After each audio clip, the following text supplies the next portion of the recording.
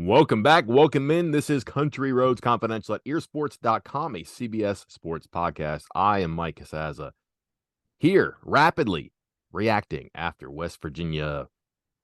Chris Anderson, West Virginia did what it's done this season, which is build a lead, have a hot start, look good, really come crashing back down to earth, have a resurrection, kind of get the fans' hopes up, and then at the end of the season here, just cannot close the gate on I would say, a very evenly matched opponent. This is an 8-9 game. Maryland, I don't know, prevails, escapes, pulls out a 67-65 win. We're here to talk about this. We have not prepared. That's the best and maybe worst part about this. This game evokes so many possible reactions. Where do we begin? In a game where West Virginia had two separate runs that accounted for a 30-0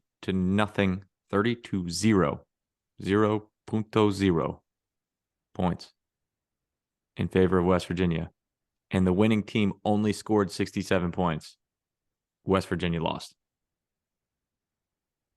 It is a hard thing for me to wrap my head around that you have a 16-0 run and a 14-0 run in the same game, and you lose. 13-point lead early. There's so many stats here, and this is the one that I want to circle. It's a 13-point lead early, but listen, it's early, and it's a March Madness game. I think anybody who thought that West Virginia was going to run and hide in this game probably misled. Anybody who thought Maryland was going to fold up and just go from 13 to 31-point deficit probably misled. Obviously, this is going to come back to earth. How it came back to earth is really what stands out to me. Chris, at one point, the points off turnovers were 9-0 in West Virginia's favor. It was 11-9 in Maryland's favor at the end of the first half. And guess who led at halftime? Maryland. And listen, that's how it happens. You play really well. I thought West Virginia was very organized, communicative, disruptive on defense in the first half. Did not do a lot of pressing, did some trapping, but only when the ball got out way too high and they made things difficult where you can explain this. So if you got to pass vertically, that makes it a lot easier to defend things. And they did well to do that. And then almost like on a flip on a switch, Maryland called a timeout. Amazing when that happens. And really turned things around with a run to get back. And then West Virginia's defense just really kind of, I would kind of frittered a little bit here and just didn't look as good at the end of the first half. And then this was a game the rest of the way. Stepping back, 1,000 yards there. This is a fun game, man. This is an 8-9 game. This is a March game. Right down to the ball. Keith Johnson ties, lead changes, as you mentioned, a 16-0 run, a 14-0 run against a team that had only allowed 9 runs of 10-0 or worse this season. Very stingy on defense. West Virginia has 2 of those 10-0 runs. Kedrian Johnson had 1 of them on his own. West Virginia, not a team that gets a lot of runs. They had 9 all season coming into the game. They have 2 today. And right is playing in a way that maybe it's not accustomed to playing. This doesn't look like the team you saw all year. At the most critical moments, West Virginia kind of was West Virginia. Yeah, I'm looking at it right now, and at the under 12 timeout, I guess West Virginia was up 13 at that point, and Maryland was 2 of 7 shooting. 2 of 7 shooting at that point. And after that, they shot 55% from the field from that point on. It felt like, based off of that start and a couple of those runs, as we're talking about again, that's offense and defense obviously contributing to a 16-0 and a 14-0 run. That you would think that, hey, West Virginia played great defense. And they kind of did at times, but they still allowed the Terrapins to shoot 51% from the game and 56% after that quick start. And I think that just really is what it's hard to say if it was offense or defense, but that kind of shows you what was going on with the defense there, because it felt like Maryland was getting the ball in the bucket when they wanted to and at crucial times there. I think in that second half, I don't want to jump into to all the different things first, because I obviously I had a lot of thoughts on the rapid reactions that went up on the board. that 13, I think it was 13-4 in the first half. Mhm. That was one of them. And I know we've already talked about it several times on the board and even on social media. I mean, West Virginia had a chance to kind of, I don't want to say put it away, but you're up 13-4, and Maryland's in the midst of a 6+ minute drought without scoring a single point. And WVU can't extend the lead. Like they missed wide open threes, layups, missed 3 more jumpers, had a turnover where Joe Toussaint just traveled Mhm. with no one forcing anything on him, and allowed Maryland to get multiple offensive rebounds in a row. And it's just stretches like that you're going to remember as a coach and be like, man, right there, instead of 13-4, could have been 19-4. It could have been, it could have been 20-4, and then you're hitting that threes, 23, and then it's just kind of over. But West Virginia could not step on their throat early in the game. No, and some stats from West Virginia are indicative of how this team plays in a good sense. Second chance points are 18-7. Offensive rebounds are 16-8. West Virginia out rebounds Maryland by 6. Maryland, a pretty good rebounding team. And in the end of the game, really in the second half, there's just 9 turnovers combined in the second half. Points off turnovers end up even 13-13. That means West Virginia 4-2 advantage in the second half. It really came back to normal there, too. But man, field goal percentage for the game. 51 for the game for Maryland. They start again on the back foot here too. They were 2 for 7, Chris, in the first 10 minutes of the game. And the next 10 minutes, which means as they go to halftime, 9 for 12. That's how you get back in the game. And a lot of that was West Virginia facilitating things with turnovers here too. Quickly looking at the box score here, some numbers that do stand out. Um, we mentioned Emmett Matthews. I think this might have surprised some people too.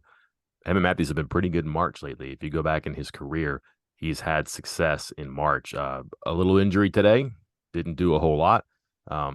But in his career in March, 13-10, 23 games, right? But he's averaging 11.7 points, double digits in 8 straight March games, 14 out of 23 in all, 20 or more points 4 times. I mention that because this is a guy who might be the team's most valuable, most dependable, most important player. Chrissy's 1 for 3 today with 3 rebounds. He missed a free throw. And again, shoulder injury that did it, but did not get back in the game quickly. Who knows how hurt he is, but legacy games at Legacy Arena, certainly not it. In addition, Eric Stevenson, been waiting his whole life to play in the NCAA tournament, 4 for 17. Sat for about 10 minutes in the second half, and then frankly tried to make up for lost time when he got back in, I think to the detriment of the offense. And then Jimmy Bell, Chris, he can come back next year. There's going to have to be some change here. He fouls out in 11 minutes, doesn't take a shot, and just, I mean, frankly, has to be more astute, more shrewd as a player here, even if the officiating is kind of wonky, as it certainly was in this game. They need him on the floor. They struggle without him, and then they struggled with him first half, second half. Guys they needed to play well did not play well, and unfortunately, that combines to offset a career game from Kedrian Johnson, who was on fire, but also, I mean, I would say largely absent for a significant portion of this game too. Yeah, that was what led off my rapid reactions, was the Mm-hmm. Kedrian Johnson thing, because he went on that 10-0 run. I mean, he was playing like a man possessed. He was getting where he wanted, when he wanted, against whomever he wanted. And then after that, it was right after that 10-0 run. Seth Wilson um, jumps on that with his own 3 after that, and I think somebody else hit a 3 after that as well. So I was thinking, all right, this offense is cooking right now. But those other threes came from pass. No, I think one of them was Keaty's as well. It was Seth Wilson and then back to Keaty Johnson for another 3. And all of a sudden, like, he's just gone. If you go back and watch from about that point on until the last minute or two, it is Joe Toussaint's offense for some reason, Yeah. and Keaty's just standing off on the left wing as a decoy. And I think, hey, who's to blame for that? I think you can spread the blame around. I mean, some of that, like, if you see that as a coach, you got to call that out and say, hey, we've been riding this guy. He's doing whatever you want. Get him the ball. You call timeout, do whatever, talk to your guys during a free throw or an out of bounds or something. But also, I don't understand why Keaty's not going to get the ball. It seemed like he wasn't putting, like, I mean, he's obviously busting his butt out there. So I'm not calling into question his effort at all, but just being okay with Toussaint running the offense or the offense running through someone else. And then I think that's the moment where you have to just take charge and say, no, no, no, no. I'm the man today, and he was the man today, and go get that ball and take it. And it was just, he was gone for like 10 minutes of game time. And then all of a sudden he's back in the last couple minutes, and he gets right to the rim for a layup, draws a foul for a couple more free throws. And that's the only time that the offense is cooking, is when he gets the ball back in his hands. And I think that was the biggest mistake for West Virginia in that second half, was just not continuing to ride the hot hand there. 15:05, he makes a three-pointer. They go up 47-38. 7:39, he misses a three-pointer. It's tied 54-54. 2:15, he makes a layup. That makes it 64-61. That speaks pretty loudly here. To me, let's go back to Stevenson here. Wrote about this earlier in the week. In the 19 wins for West Virginia, he is 17.4 points per game, 50.4, 46.2 field goal percentage, 3-point percentage. In the losses, 13.1 points per game, 35.7, 26.5 field goal percentage, 3-point percentage. We mentioned his numbers today: 4 for 17, 1 for 4, 9 points. And the plus minus on him, probably not going to do him a lot of favors, you would think, right? Sure enough, -8. Only players who are worse: Joe Toussaint, -10. Pat Sumnick, believe it or not, -11. I think he gave them a little bit of a spark. Unfortunately, he goes 0 for 3 despite his 4 rebounds, commits 2 fouls, and had a chance to finish some plays and to make some moves around the basket and really couldn't. And, here we are, Chris. If I told you a week ago, if I told you 3 months ago that West Virginia might be in a situation where Pat Sumnick and Kedrian Johnson didn't do enough, that might be strange, but that's how maybe small this margin was. Kedrian Johnson maybe doesn't do enough on a day he scores 27 points on 8 for 13 shooting. That's weird, right? But that's kind of who he's become. You might not have anticipated that in November. Pat Sumnick, 0 for 3, and again, had his chances on some stuff. Could have had 3-point plays, could have had baskets, just missed some stuff around the rim, even though he was active to get to those positions. And I think if you're hinging on those opportunities late in the game, you're kind of looking about how dire the situation is here, because again, really nothing from Jimmy Bell, hardly anything from James Okonkwo, who actually played 3 more minutes than Jimmy Bell. And they pretty clearly missed Muhammad Wagi in the final stretch of the season this year. Overall, just a very strange game here, too. Any other statistics stand out? Because before the game, I posed a question to both boards, free board, VIP board. Hey, you can only pick one stat, one trend, one matchup. What one concerns you most or gives you the most reason to believe? A lot of answers, and man, darn if a lot of them weren't accurate here. What about you, Chris? What one had you concerned? And then maybe how did that one turn out? Or what's one that you look back with retrospect now and say, man, that really does explain things? Well, one of the big ones was pointed out by a member of our board, because I talked something about Eric Stevenson coming off of rest, off of where he had at least 4 days in between games. Great stat here. And it was like 27 points, 23 points, 27 points, and rebounds and assists in all 3 of those games, and really done well when he had a lot of rest. I said, here you go. This is another opportunity. Got countered. And I'm sorry, I'll have to go back and look. Maybe I'll throw it into the comment section of this podcast. But somebody came back and said, the concern is Maryland pushes out on the 3 just like West Virginia does. They come all the way out. They don't and get up in your face and kind of dare you to drive the basket. And to his credit, Stevenson said, okay, I'll take that early. And he did that for the first couple minutes. And then he kind of started settling. But I mean, his game is shooting the 3. Maryland takes away the 3.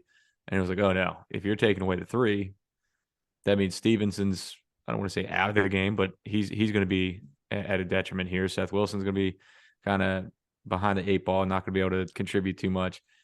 Trey Mitchell is not a driver.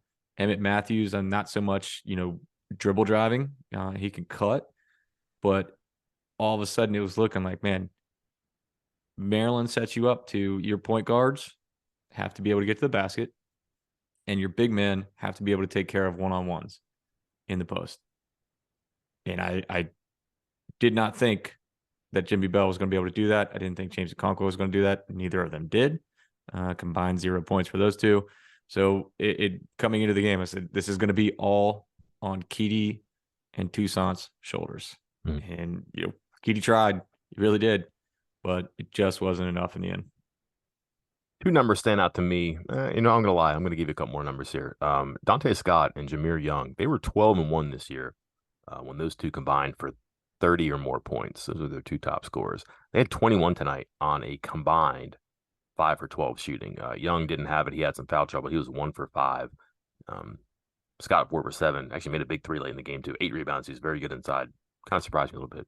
And they still get it done because they get 17 from Julian Reese. They get 15 from Hakeem Hart. Pat Emilian comes off the bench, makes 2 shots, 5 points, supplemented things a little bit. That was one I wondered about because this is not a two-man team, but they get a lot of their points from two players. And again, 12-1 in a 33-game season, that's more than a trend. That's kind of a tell for a team. The early lead was important to me because maybe West Virginia is a team that can come back on you, but boy, they're really good when they play from the front. They build 10-point leads, they build double-digit leads. They're good.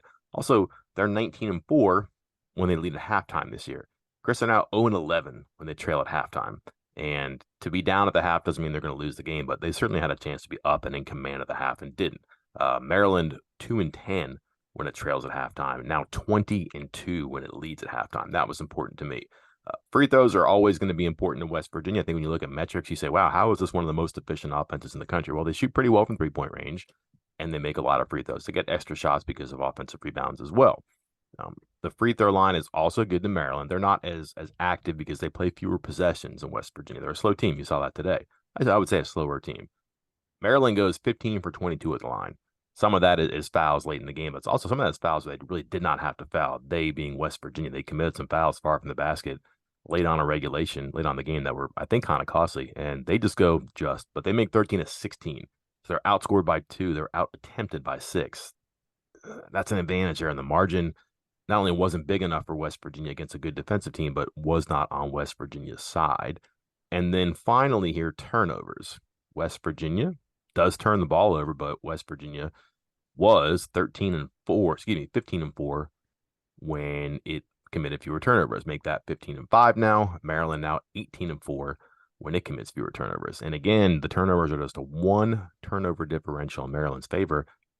It's a 1 possession game, Chris. And if you can go back and watch the tape here, how many times did West Virginia just have the ball taken away or bobble it or have a chance to grab a volleyball and couldn't? I would say, 4, 5, 6 of those went in Maryland's favor. If, just 3, 4, 5 of those go in Maryland's favor, maybe this is a different game. And it comes down to very, very small margins you might have to really squint and look for to find. And the big ones really seem to stack up on Maryland's side. I had one more that I almost called to the point before the game. Maryland, 19-0 when they get to 68 points. Yep. 2-12 when they don't. They missed that final free throw with 4 seconds left and finished with 67 points. So they're right there. But yeah, I mean, it was a tight game. It was kind of a rock fight. I mean, again, Maryland ended up shooting 50%, but they turned it over a good bit and missed a lot of threes, missed some free throws. But not too far from what I think most people expected out of this one. Mike, can I ask you a question? Or tell me before you answer it, if you don't want to answer it, if it deserves its own podcast, but I'm going to ask you. Do you consider this season a success? I do in the macro and the micro version too. I think it's very hard to be down and out like you were last year in a major conference. And then listen, they had to do a complete tear down and build up, and they did. And I've mentioned this number a bunch. Sorry if it's repetitive, but 7 teams missed the postseason, not just the tournament, the postseason last year from a major conference and made it back this year. West Virginia's one of them. And there's 36 at-large bids, so there's not a whole lot of room to get back in from a major conference or even from other conferences. Like, it's hard because other conferences are multi-bid leagues, but West Virginia got it, and I think earned it too by the way it played at the end of the season. I think that's a success. When you look at being 0-5 in the Big 12, when you look at later in the season losing the Texas Tech game, they were behind a bunch and they came back. I think the start of the year, we devoted a whole podcast to this. I think Bob Huggins got a little bit chippy with the media at one time where having to answer the question or having to be asked the question, hey, could this be like last year? Why isn't this like last year? And then all of a sudden it looked an awful lot like last year until it didn't. And to make that quick of a change, in spite of 9 first-year players, having to integrate all the transfers and the quote unquote culture change there, having to ride out Eric Stevenson's up and downs, having to get a guy like Jimmy Bell in the lineup and on the floor every game, having to try to find some semblance of a bench, firing an assistant coach and hiring an assistant coach, playing that brutal Saturday, Monday grind 3 weekends in a row in the Big 12, shaking off a 30-point loss to the eventual Big 12 champion, 34-point loss to the eventual Big 12 champion. That is a lot of strikes at the pinata there, and they never spilled. They got back, even though today is bad, to be in after last year, to be in after where things are this year. It's not the success that people wanted or maybe that people are accustomed to from vintage Bob Huggins seasons at West Virginia. It's certainly not what the Mountaineers wanted. I believe that they thought they were going to win this game and then beat Alabama. Didn't happen on either account. I don't think it takes away from a reasonable accomplishment, but nevertheless an accomplishment this year. I'm with you. I think before the season, I said 17-14 with Huggins begging to get in the tournament because of his strength of schedule. 18-13 and in the tournament because of strength of schedule. So it was at my expectations, maybe slightly exceeded it. But as I mentioned in my rapid reactions, you kind of have like an expectation reset when you get to the postseason of what you expect now that you're there. And I think this was a Maryland team that had its flaws. I mean, just like West Virginia has its flaws, but it was one that I thought West Virginia could take advantage of. Won a game that, as we saw, West Virginia easily could have won. Like there were times where they could have kept stretching it out.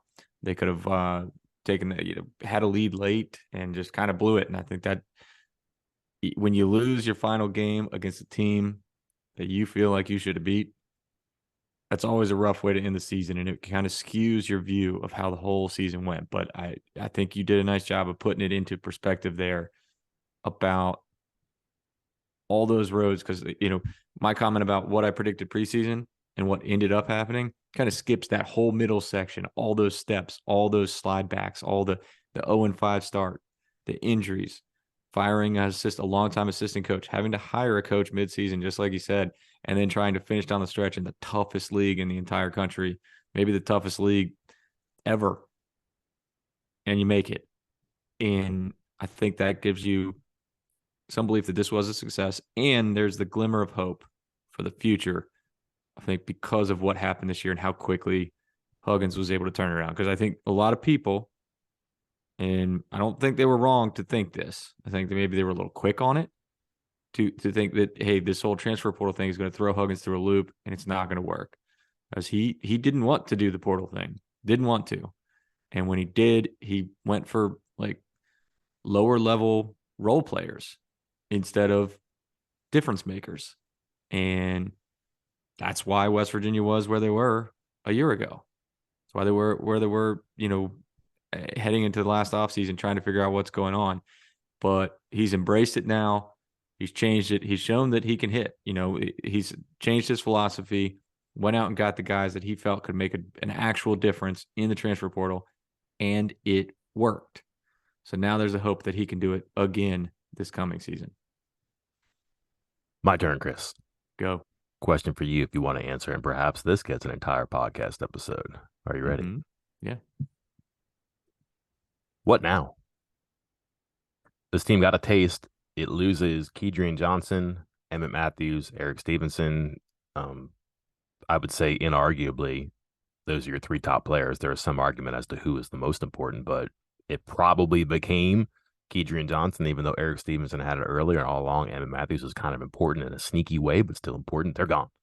And I think of the returning players who could leave, but may also be back, you might anticipate some leaving. Ridiculous. I think all of the underclassmen and all the seniors who can come back are going to be back. It's just not the way college basketball works this year. But also, here's a team that you thought, all right, they just need a point guard. Maybe they need a big too, because you just can't play 4-on-5 if you're going to have this type of a style. And it's not 4-on-5 like, for example, Gabe Osabuoyem, because Gabe Osabuoyem became I would say, a pretty effective offensive player. Not perfect, but he could do things for you. And Jimmy Bell does not rebound prolifically, screen prolifically, block shots prolifically enough to make up for I would say a lack of scoring on offense here, and I'm just curious about where things go for him in the future. Where do they go in the portal? Do they go for freshmen? They've already gotten a star with Omar Silverio from Manhattan. I'm answering your question here, but I think you can kind of tell how curious and uncertain I am about the future. Not because of today, even though today maybe continues some of that conversation, but here's a team that answered a lot of questions, but is going to have to answer a comparable number of questions again next year. Yeah, I think this kind of hammers home. Was it a week ago or so? No, guess I was on vacation a week ago. But once I got back from vacation, wrote a story and included at the bottom about how West Virginia was touching base with a few transfers. And I said, like the focus has to be point guard and center. I kind of left out wing, shooting guard, all that stuff. I think that's definitely important. I feel like a couple of those pieces are there. I'm sure they'll still pursue guys out on the perimeter, but we saw how important point guard was. We see how important center is. And even with the potential for all three of the big men to come back, are any of those three like the guy right now? I don't think there should be any confidence that any of those three guys are going to be the guy. I mean, Bell has been, completely absent on offense for the better part of a couple months now. He gets into a foul trouble quite a bit. And Okonkwo, I don't think we've ever really considered an offensive threat at that position. And defensively, while he can block shots, we saw today, and we've seen it from a couple other teams, like a Reese just botted him up. Once you get your body into a shot blocker, they can't block your shot. It's a lot harder to block shots. And he just put his body on him, and Okonkwo couldn't do anything. Like he got right next to the rim anytime he wanted with that. So he's got to beef up or change the way he plays or something, because it can't continue like that. And then Wagi, similar, but also now hurt with a foot injury, stress fracture apparently, which is never what you want to hear with a guy who's 6'10", 6'11", got a lot of weight on that. That's not something very positive. So that's a big time need at center. Big time need. I think you're going to find them searching hard for a big man in point guard. Whatever Joe Toussaint is and isn't, I don't know if you can ride with him as your main point guard and distributor for the entire season. I think you have to go out and get somebody to replace Keedy, because Toussaint he just reminds me of that guy that's like your sixth guy, your guy off the bench that just comes in and tries to cook real quick, a little microwave and score some points and do some things. But he is not the guy that you want, running your entire offense the way that Keedy did. And even Keedy, let other people run it sometimes too, but you got to get another point guard in there. Doing the math in my head right here. They're only going to have one scholarship. Is this correct? I was going to say, whatever the numbers are, I imagine they'll end up adding. I mean, you count what they've already added, at least 2 or 3 more. All right, let's do the exercise then. You ready? Okay. Mitchell, 1. Bell, 2. Toussaint, 3. Seth Wilson, 4. Wagi, 5. James Okonkwo, 6. Kobe Johnson, 7. Josiah Harris, 8. Jamel King, 9. Pat Sumnick, 10. Not mentioned, Josiah Davis, Jose Perez, 11, 12, because they're going to be on scholarship. And they got Silverio, that's 13. Guess what? Some of those names are not going to be back. And I say some because it's going to be more than one. And I think you can probably take guesses. I'm not here to do that, but you can look at playing time and patterns across the season, and especially late in the season where West Virginia had to win games and was not bringing people off the pine. You can probably expect social media posts in the not too distant future here. They're going to create room if the room isn't created for them, because they've got to get better on the perimeter and the backcourt and the post. It's not just one position there. They're going to have to be all around better, because they're losing a shooter, a point guard, and a wing. Well, and what is it? There's 15 days? No, 45 days coming up on this window for basketball. So, yeah, I mean, it's already happened. You're already seeing it for teams that did not make the NCAA tournament. You're already seeing guys enter the portal right away. So I imagine, yeah, I'm with you. I think probably should be on the lookout in the next few days for guys to enter the portal. Close on this, Chris. Headline March 16, 2022. One was about Jalen Bridges and Isaiah Cottrell going in the portal. One was about Kedrian Johnson coming back. One was about Bob Huggins' history of fixing it. Fast forward just one calendar year, West Virginia in the NCAA tournament loses, but does get back. A big difference in a year. And the funny thing is, there is progress for sure. You can't argue that. You don't go all the way back to start, but you certainly have to revert a little bit because this work never ends. They're going to have to do some stuff. I think that's kind of sobering after a season that you might celebrate in some regard, but it's nevertheless true. Accomplishment for sure, but you kind of reset the board a little bit because it has to happen again. You're going to have to be as good to get back here, maybe even better to go further. You just don't want to be an 8-9 seed that plays a comparable team and then faces the number 1 in the second round. You like to get higher and better, by the way, in the most difficult conference in the country while reloading your roster. That's tough, but that's also the task. Well, you had me go back and look for my own story, Mike. The history of Bob Huggins fixing it. Got to update it. I am going to have to update it because guess what? Did it again. Fixed. So far, moving in the right direction, let's say. Well, hey, I'll ask you, what do we got? 1 minute left? I'll give you 1 minute to answer this one because this was the question that was asked of me on the radio the other day from up in DC. Like, what are the expectations for West Virginia, like in a 5-year span?